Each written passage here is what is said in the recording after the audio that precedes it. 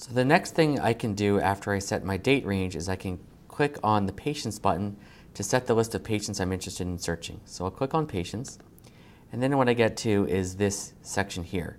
There are two ways to enter some patients. One is this little box here that says Patients.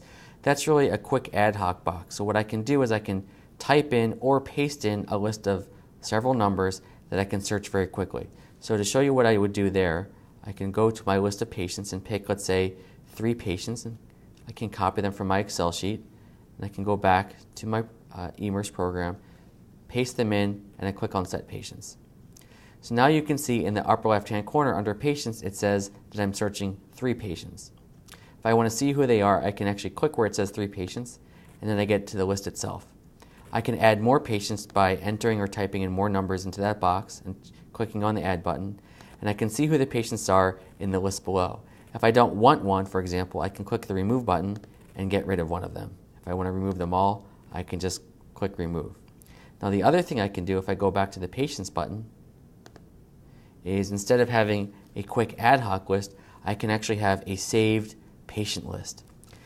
The reason this is useful is if you're doing a research study and you want to go back to those patients or go through a certain predefined list that you need to save, then you can have your patient list. So I'll click on the Create Patient List button, and then I can give the list a name. So I'll call it Patient List for Demonstration, and I'll give it a short description. This is the list. And then I have a box where I can enter or paste in the medical record numbers. So I'll go back to Excel, and I'll just copy that list of numbers.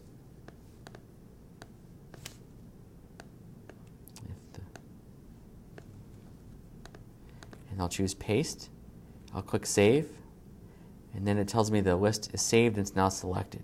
So if I click OK, I can now see here under Patient Lists that I have one item in my list of patients with the name and description I gave it. If I click on that, I can actually see who those patients are.